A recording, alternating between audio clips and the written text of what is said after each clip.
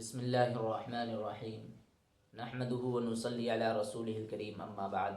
محترم حضرات، سامعین کرام، قابل قدر معزز حاضرین اعظام، آج جو مجھے آپ حضرات کے سامنے بات عرض کرنی ہے وہ ہے شب برات کی فضیلت اور معاشرے میں پائی جانے والی غلط فہمیاں شب برات کے متعلق اور رسم و رواج جو ہمارے معاشرے میں پائے جاتے ہیں اس کے متعلق کچھ باتیں عرض کرنی ہے۔ دیکھیں، سب سے پہلے کہ شعبان یہ ایک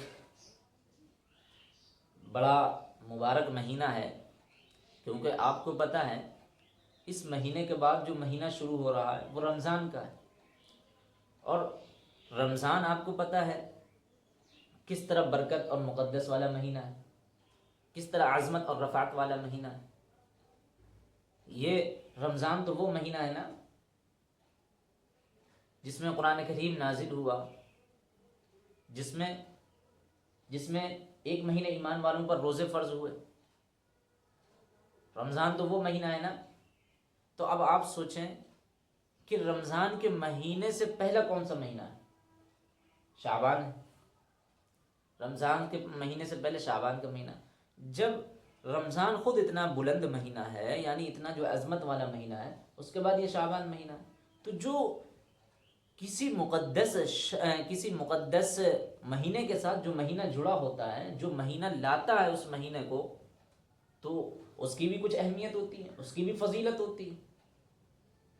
تو اسی طرح پتہ لگا کہ یہ شعبان وہ مہینہ ہے جو رمضان سے ہم کو قریب کرتا ہے، جو رمضان کی تیاری کے لیے ہم کو موٹیویٹ کرتا ہے، جو رمضان کی فکر کے لیے ہمارے اندر فکر پیدا کرتا ہے، جو رمضان کی ایک ایک یادوں کو تازہ کرتا ہے، وہ مہینہ شعبان کا مہینہ ہے۔ اور شعبان کا تو وہ مہینہ ہے جس میں ہمارے بزرگوں نے فرمایا شعبان شہری و رمضان شہر اللہ، کہ شعبان میرا مہینہ ہے اور رمضان اللہ کا مہینہ ہے۔ تو اب آپ کو پتہ لگا کہ شعبان کی کیا عظمت ہے، کیا وقار ہے۔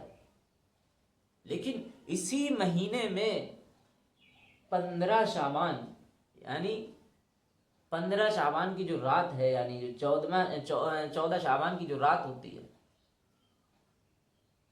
اس رات کی کیا فضیلت ہے، اس رات کی کیا اہمیت ہے، اس کی کیا افادیت ہے، اس سے تو کوئی انکار نہیں کر سکتا۔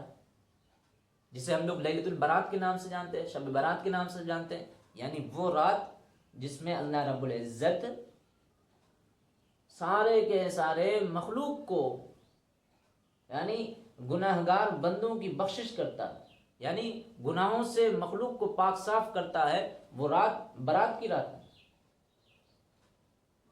اور وہ رات ہے جس میں اللہ رب العزت آسمان دنیا پر آتا ہے، جیسا کہ حضرت علی رضی اللہ عنہ کی روایت سے کہ آسمان دنیا پر اللہ تعالیٰ آتے ہیں، پھر وہ فرماتے ہیں فیقول الا من مستغفر لی فاغفرہ، کہ کون ہے جو مجھ سے مغفرت طلب کرے میں اس کی مغفرت کروں، کون ہے جو مجھ سے رزق طلب کرے میں اس کے رزق کو بڑھا کو دوں، کون ہے جو مجھ سے مصیبت کی جو ہے طلبگاری کرے، مصیبت سے چھٹکارا حاصل کرے اور میں اس کی مصیبت سے جو ہے نجات دوں۔ اسی طرح وہ جو مصیبتیں ہیں وہ اپنی پریشانیوں کو، وہ اپنی مصیبتوں کو، وہ اپنی حاجتوں کو اس رب کے سامنے رکھے۔ وہ رب آسمان دنیا پر آتا ہے۔ تو اس رات میں وہ رات ہے جو رحمتوں اور برکتوں والی رات ہے، جس میں نبی علیہ السلام کی روایت سے ہے کہ بنو کلب کی بکریوں کے برابر اللہ تعالیٰ اس رات میں جو ہے گناہگاروں کی، طلبگاروں کی مغفرت فرما دیتے ہیں، بخشش فرما دیتے ہیں، کامل مغفرت فرما دیتے ہیں۔ یہ وہ رات ہے جسے لیلۃ البرات کے نام سے، شب برات کے نام سے جانتے ہیں۔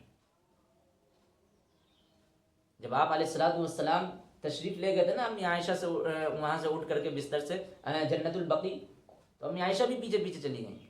پوچھا یا رسول اللہ، دیکھا کہ آپ جنت البقیع تشریف لے گئے کہ آپ یا رسول اللہ یہاں؟ کہاں، یہ وہ رات ہے جس میں اللہ تعالیٰ آسمان دنیا پر آتا ہے اور وہاں پر اللہ تعالیٰ اعلان لگاتے ہیں کون ہے بخشش کا طلبگار، کون ہے مغفرت کا طلبگار، کون ہے میرا نادان بندہ، کون ہے میرا مفلس اور محتاج بندہ، آئے وہ مجھ سے ضرورت پوری کرے، میں دینے کے لیے تیار ہوں، میں اس کو دینے کے لیے تیار ہوں۔ اسی لیے تو کہتے ہیں نا شاید خدا سے پوچھئے، موسیٰ سے پوچھئے خدا کی دین کا حال، کہ آگ لینے کو جائیں پیغمبر ہی مل جائے. اللہ تعالیٰ تو نوازنے والا ہے, ہمیں تو اس کی رحمت سے مایوس نہیں ہوتا. لا تقنطوا من رحمت اللہ, وہ اس کی لا تیسوا من روح اللہ, یعنی اللہ کی رحمت سے ہمیں مایوس نہیں ہونا, وہ تو دینے والا ہے, ہم مانگنے والے ہیں. لیکن افسوس کہ ہم جاتے نہیں ہیں اپنے گناہوں کی بخشش کروائے, اس سے مانگیں. وہ اس رات میں خاص اپنی تجلی کے ساتھ آتا ہے اور اپنے گناہگاروں کی بخشش کرتا ہے. تو یہ وہ رات ہوتی جو بخشش کی رات ہے, جو مغفرت کی رات ہے. اس میں ہمیں زیادہ سے زیادہ اپنے گناہوں کی معافی تلافی کرنی چاہیے, رب سے گڑ گڑا کر, سجدہ ریز ہو کر, اس کے بارگاہ عزتی میں جھک کر اللہ کے سامنے رو. یہ وہ راتیں ہوتی ہیں.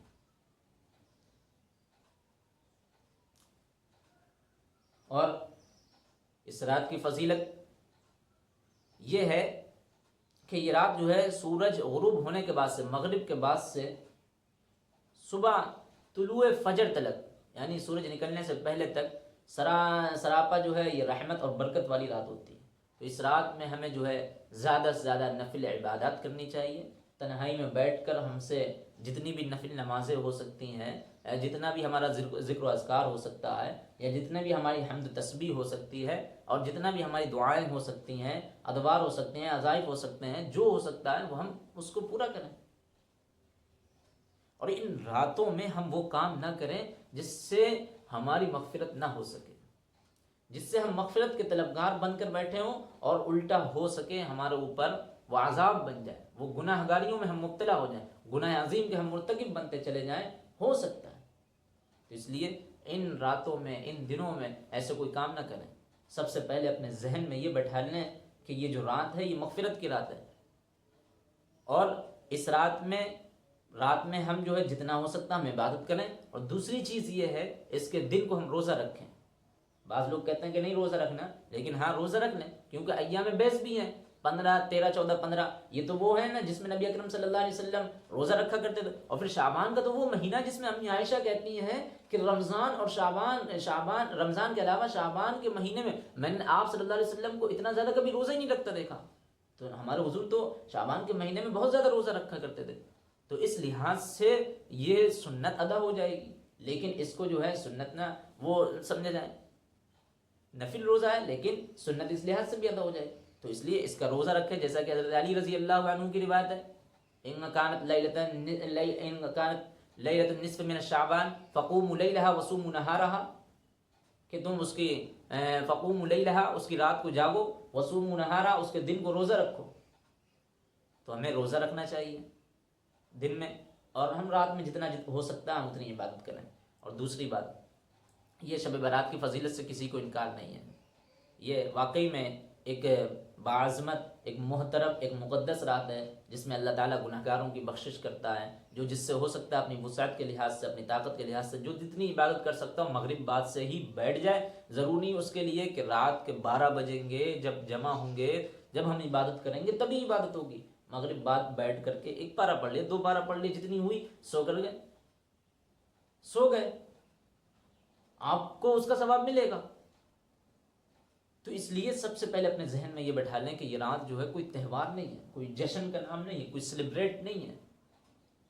اس لیے سب سے پہلے اپنے ذہن میں یہ یاد رکھو کہ اسلام میں 2 تہوار ہیں, ایک عید, ایک بقرہ عید ہے, اس کے علاوہ کوئی تہوار نہیں ہے. یہ رات صرف اور صرف اللہ کی خاص تجلی والی رات ہے, احادیث سے تائید ہوتی ہے. لیکن اس رات کو یہ سمجھ لینا, یعنی یہ دن کو سمجھ لینا, تصور کر لینا کہ ہاں یہ تہوار ہے, اس تہوار میں جو جو کام ہوتے ہیں ہم اس کام کو کریں گے, تو پھر یاد رکھنا سراسر آپ جو ہے ایک غلط فہمی میں ہیں, اور نہ جانے آپ کی یہ غلط فہمی دور بھی ہوگی یا نہیں. اور جو تہواروں والے کام وہ کرتے ہیں تو پھر یاد رکھنا ہم غیروں کے مشابہ آ رہے ہیں, کیونکہ کوئی بھی تہوار ہمارے اسلامی تہوار ہمارے رات میں نہیں ہوتے ہیں, دن میں ہی ہوتے ہیں. غیروں کے تہوار رات میں ہوتے ہیں. اس میں حکمت یہ ہے کہ دن میں تہوار بندہ ایک دوسرے کی انسانیت, ایک دوسرے کی خیرخواہی, ایک دوسرے کا خیر کا جذبہ, ایک دوسرے کی اثار و قربانی بڑھتی ہے. لیکن جو راتوں میں تہوار ہوتے ہیں صرف اس سے جو ہے گناہ گاری کے تصور آتے ہیں, گناہوں میں مبتلا ہونے کے, گناہوں کو کرنے کے ہمارے اندر جذبے پیدا ہوتے ہیں. اس لیے یہ ایک حکمت ہے. دوسری بات, بہرحال بات بہت لمبی ہو رہی ہے, دوسری بات یہ ہے کہ ہم کوئی ایسے کام نہ کریں. بعض لوگوں نے یہ بنا رکھا ہے کہ ہم اس رات میں یہ وظائف پڑھیں گے, اس رات میں ہم یہ کریں گے, ہم اس رات میں یہ نماز پڑھیں گے، ہم اس رات میں یہ کریں گے، اس طرح کی آیت الکرسی پڑھیں گے، وہ نماز پڑھیں گے جماعت کے ساتھ. یعنی کچھ لوگوں نے اپنا ایک خاص نظریہ بنا رکھا ہے اس رات میں اپنے وظائف کرنے کے. یاد رکھو یہ سراسر جھوٹ ہوگا، سراسر بدعت ہوگی، سراسر یہ گمراہی ہوگی. اس لیے میں کہہ رہا ہوں جتنا کچھ ہو سکتا آپ کر جائیں. کوئی جماعت سے نماز نہیں ہے، کوئی عبادت کا طریقہ نہیں بتایا نبی اکرم صلی اللہ علیہ وسلم نے، کوئی عبادت منقول نہیں ہے کہ اس رات میں خاص یہ عبادت کری جائے، خاص یہ وظائف پڑھے جائیں. نہیں، جو جتنا آپ سے ہو سکتا پڑھیں، اس کے بعد آپ سو جائیں. انشاءاللہ آپ کی اللہ کی ذات سے امید ہے کہ آپ کو وہ ثواب ملے گا. اس لیے کوئی ایسے اعمال نہ کریں. بعض دفعہ جماعت کے ساتھ لوگ نفلیں پڑھ رہے ہوتے ہیں، کوئی صلاۃ تسبیح پڑھ رہا ہوتا ہے، کچھ جگہ تو اور کچھ دیکھنے میں آتا ہے، کچھ لوگوں نے تو اور کچھ بنا رکھا ہوتا ہے. تو ان تمام چیزوں سے ہمیں احتراز اور اجتناب اور پرہیز کرنا چاہیے.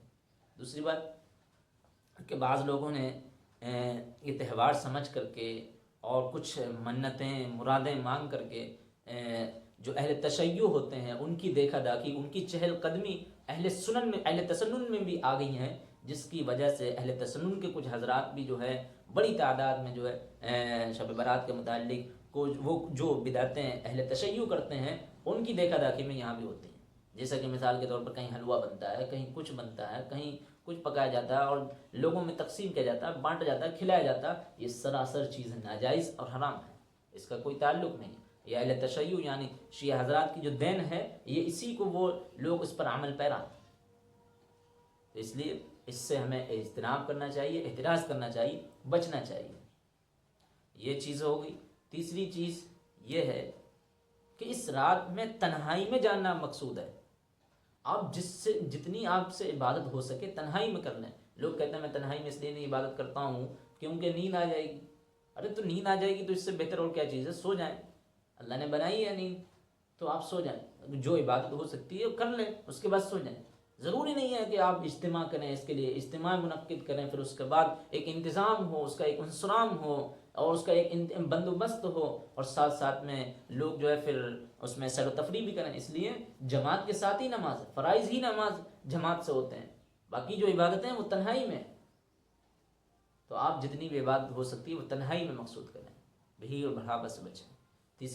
چوتھی چیز یہ ہے کہ ہمارے یہاں رواج یہ ہے کہ بعض لوگ مسجدوں میں جمع ہو کر کے یہ عبادتیں انجام دیتے ہیں. ایسا کرنا دیکھیں ٹھیک نہیں ہے، نہیں کرنا چاہیے ایسا.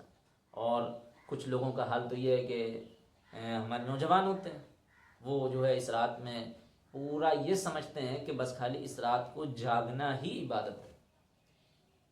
یعنی اس رات میں صرف اپنی آنکھوں کو پریشان کر لینا، ہم جاگ لیے تو ہماری بخشش ہوگی.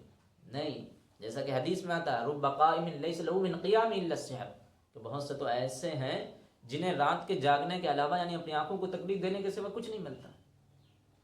تو پتہ یہ چلا کہ ہمارا جاگنا مقصود نہیں ہونا چاہیے. جو ہم سے ہو سکتا وہ ہم عبادت کر لیں، بیٹھ کر کے ذکر و اذکار کر لیں.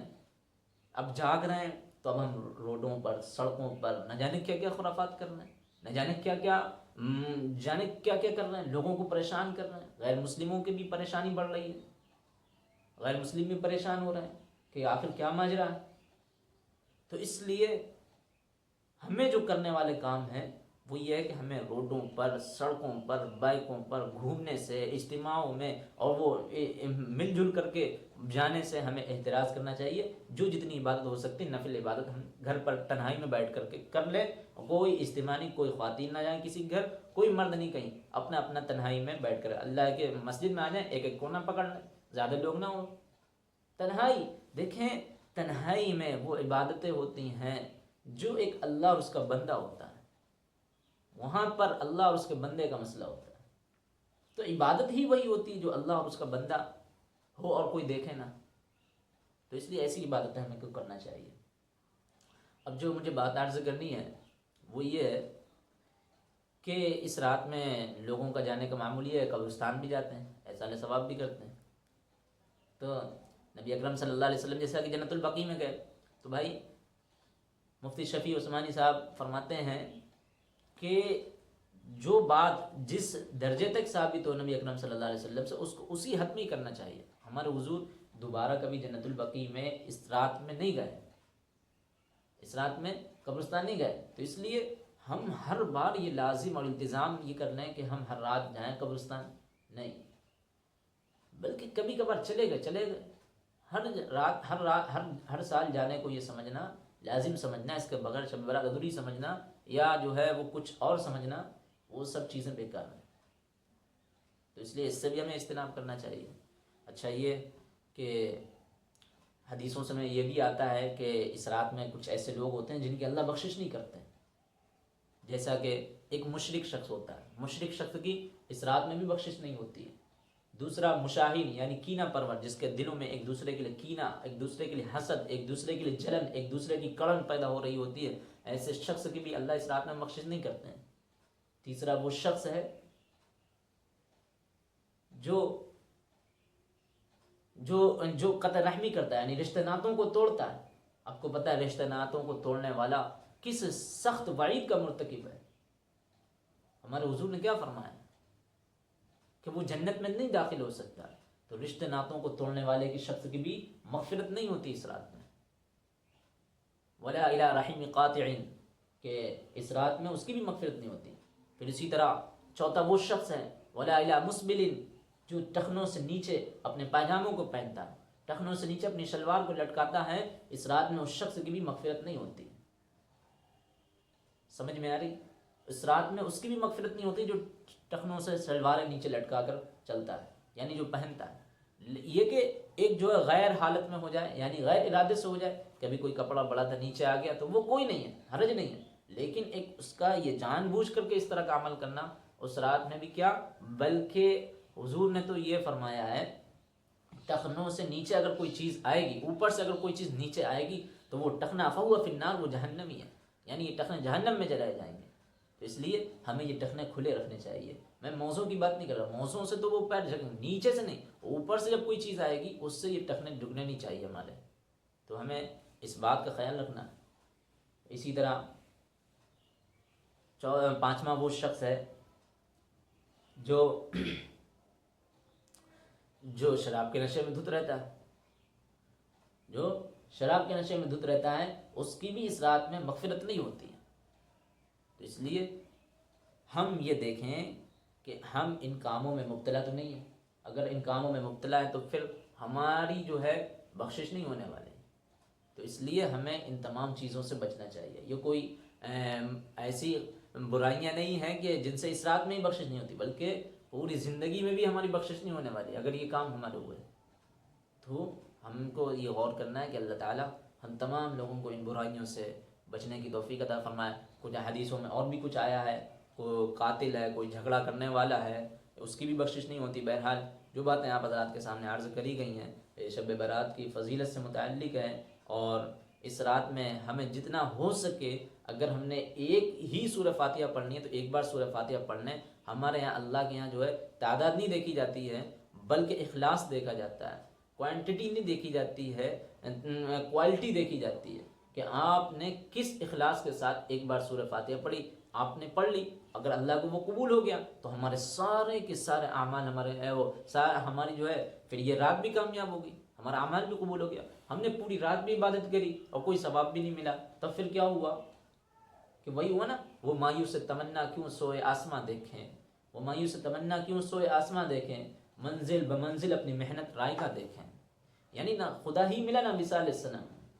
تو اس لیے ہم کو چاہیے کہ ہم وہ عبادت کریں جس حد میں ہمارے نبی اکرم صلی اللہ علیہ وسلم اور تبع تابعین بزرگان دین سلف صالحین سے ثابت ہے، اس سے آگے بڑھ کر کے ہم وہ کام نہ کریں۔ یاد رکھو وہ سارے کام ایجادات، اختراعات، بدعات اور ضلالت میں آ جاتے ہیں، اور جن کے بارے میں ہمارے حضور نے فرمایا کل بدعت ضلالہ وہو فی النار، یعنی ہر ضلالت، ہر گمراہی جو ہے جہنمی ہے۔